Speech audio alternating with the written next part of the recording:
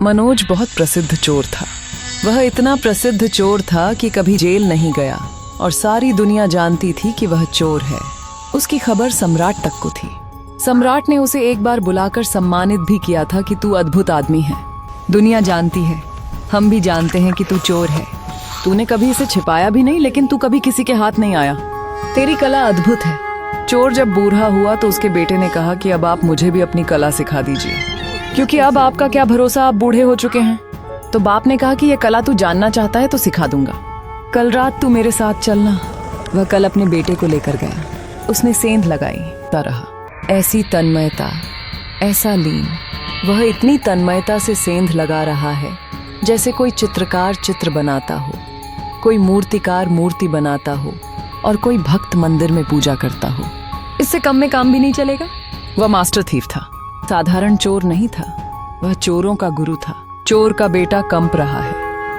रात ठंडी नहीं है, लेकिन कंपी छूट रही है। वह चारों तरफ चौंक चौंक कर देखता है, लेकिन बाप अपने काम में लीन है। चोरी की सेंध तैयार हो गई। बाप बेटे को लेकर अंदर गया। बेटे के तो हाथ पैर कंप रहे हैं। जिंदगी में ऐसा डर उसने कभी महसूस नहीं किया था। और बाप ऐसे चल रहा है जैसे अपना घर हो। बाप ने कहा कि तुम अलमारी के अंदर जाओ। चोर का बेटा अलमारी के अंदर गया, और जैसे ही बेटा अंदर गया, बाप ने बाहर से ताला लगाकर चाबी अपने जेब में रख लिया। बूढ़ा चोर दीवार के पास जाकर जोर से शोर मचाया, चोर चोर, और सेंध से निकल अपने घर चला गया। चोर चोर की आवाज सुनकर सारा घर जाग गया। चोर के बेटे ने अपना सिर पीट लिया कि यह क्या सिखाना हुआ। कोई उपाय भी नहीं छोड़ा बाप ने निकलने का। ताला भी लगा गया। घर भर में लोग घूम रहे हैं। सेंध लग गई है और लोग देख रहे हैं कि पैर के चिन्ह कहाँ गया है। बुद्धि काम नहीं देती। बुद्धि तो वहीं काम देती है अगर काम पहले किया हुआ हो। बुद्धि तो हमेशा बासी है। ताजे से बुद्धि का कोई संबंध नहीं। कुछ सूझ नहीं रहा। बुद्धि बिल्कुल बेकाम हो गई। ये घटना ऐसी है, इतनी नई है कि न तो कभी की न कभी सुनी, न कभी किसी चोर ने पहले कभी की है कि शास्त्रों में उल्लेख हो। जहाँ बुद्धि बेकाम हो जाती है, वहाँ भीतर की अंतर चेतना जागती है। नौकरानी उस जगह तक आई जहाँ अलमारी में चोर बंद है। अचानक जैसे कोई ऊर्जा उसके अंदर आग हो, और उसने इस तरह आवाज की जैसे चूहा आवाज करता है। यह उसने कभी की भी नहीं थी। जिंदगी में वह खुद भी हैरान हुआ अपने ऊपर। नौकरानी चाबियां खोज कर लाई। उसने दरवाजा खोला और दिया लेकर उसने भीतर झांका कि चूहा है शायद। चोर के बेटे ने दिए को फूंक मारकर बुझाया और धक्का देकर भागा। सेंध से निकला।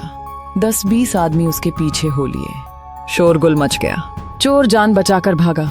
ऐसा वह कभी भागा नहीं था। उसे ये समझ में नहीं आया कि भागने वाला मैं हूँ या कोई और ही भाग रहा है। एक कुएं के पास पहुंचा। एक चट्टान को उठाकर उसने कुएं में पटका।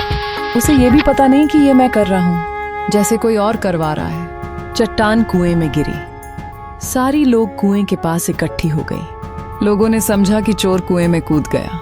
वह पेड़ के पीछे बैठकर सुस्ताया। फिर घर गया। दरवाजे पर दस्तक दी। उसने कहा, आज इस बाप को ठीक करना ही होगा। यह भी कोई सिखाना हुआ अंदर गया। बाप कंबल तानकर आराम से सो रहा है। अब सिखाने की जरूरत नहीं। बेटे ने कंबल खींचा और कहा कि क्या कर रहे हो?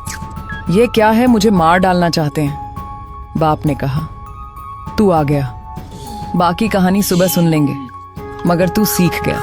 बेटे ने कहा, कुछ तो कहो, कुछ तो पूछो मेरा हाल, क्योंकि मैं सो न पाऊंगा। बेटे ने सब हाल बताया कि ऐसा ऐसा हुआ। बाप ने कहा, बस तुझे कला आ गई? तुझे आ गई कला, ये सिखाई नहीं जा सकती। लेकिन तू आखिर मेरा ही बेटा है।